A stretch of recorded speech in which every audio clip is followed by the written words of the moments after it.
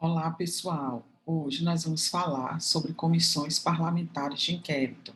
Aproveita aí, assiste o vídeo e já se inscreve no canal. Então vamos lá. Vamos trazer aqui alguns pontos para que vocês possam compreender como são feitas as comissões parlamentares de inquérito e a que se destina. Olha só, as comissões parlamentares de inquérito estão fundamentadas no artigo 58, parágrafo 3º da Constituição. Lá diz que a investigação deve ser realizada a prazo certo. Só que é bom que fique bem claro que esse prazo certo, ele pode sofrer várias alterações, tá? Mas só que não pode ultrapassar uma legislatura, tá? Que é um período de 4 anos. A CPI, né, tem que especificar a amplitude do campo de investigação, ou seja, ela deve concentrar-se em fatos específicos, definidos e relacionados ao poder público. E, claro, mesmo sendo uma atividade típica do legislativo, existem limites a esse poder investigatório. Como vamos analisar aqui para vocês.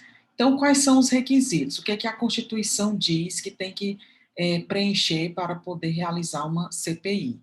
Um terço, no mínimo, de deputados federais ou senadores, já que eu estou falando da Constituição Federal. Ela pode ser simples, formada só por deputados ou só por senadores, e pode ser mista, quando for formada por deputados e senadores. Existe, pessoal, a previsão de que as constituições estaduais também podem realizar CPIs, só que já a própria jurisprudência do Supremo diz que elas não podem estabelecer um quórum, dificultando a criação da CPI. Tem que ser um fato determinado, e isso significa dizer o quê? Que a CPI deve circunscrever o objeto da investigação, tá? Para não ficar de maneira aleatória, tem que ser especificado para que tenha um objetivo, né, principal. Olha, tem que ter um prazo certo, como eu falei inicialmente, em decorrência do princípio da segurança jurídica. Os regimentos internos é que falam acerca desses prazos, né? 120, 180 dias, contanto que não ultrapasse uma legislatura, tá? Então, quais são os poderes que a CPI tem, né? Ela tem a possibilidade da quebra de sigilo bancário, fiscal e de dados, tem ainda, né, o poder de convocar testemunhas, né, para que elas possam depor. Se a pessoa se negar, podendo haver até a condução coercitiva, tá? E ainda a CPI pode realizar perícias e exames necessários à dilação. Mas o que é muito importante que se diga é que é necessário observar o que a doutrina chama de reserva de jurisdição, que são aqueles poderes, tá, que só podem ser desempenhados pelos juízes. Então, de forma resumida, o que, que a CPI pode? Ela pode notificar e determinar a condução coercitiva de testemunhas e de investigados. Ela pode prender em flagrante a testemunha por falso testemunho.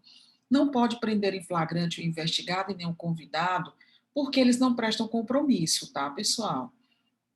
Ela pode ainda determinar a realização de perícias, vistorias e exames, né, com o auxílio de terceiros, por exemplo, com a Receita, o Banco Central, Polícia Federal, tá? E ainda ela pode afastar o sigilo bancário e fiscal diretamente, né? A CPI oficia a essas entidades. No Congresso, né, como eu já estou reforçando aqui, a CPI pode ser simples ou pode ser mista. Qualquer uma delas pode afastar os sigilos. Os estados podem também criar CPIs, como as câmaras municipais, mas as câmaras não podem afastar o sigilo bancário e nem o fiscal, tá? A CPI não pode expedir mandado de prisão. Se for necessário, pessoal, ela deve representar o Ministério Público. Aí ele vai, né, o representante do Ministério Público pode requerer ou não. A CPI não pode requisitar diretamente ao juiz. A CPI também não pode expedir mandado de busca e apreensão. A mesma situação. Caso necessário, ela deve requerer ao Ministério Público, que aí vai requerer ao juiz ou não. A CPI também não pode expedir mandado de interceptação telefônica. tá? Por quê? Porque está dentro daquele poder que a gente chama de reserva de jurisdição, que só com autorização judicial, tá? Então, o STF dá esses três poderes, a chamada reserva constitucional de jurisdição. São diligências que só o juiz pode determinar, tá? Além dessas situações, né, também já há decisões do STF que a CPI não pode impedir que o cidadão deixe o território nacional, determinar constrições judiciais, a exemplo da indisponibilidade de bens, arresto ou sequestro, tá? Então, essas são as principais observações em relação às comissões parlamentares de inquérito, tá? Até a próxima, pessoal.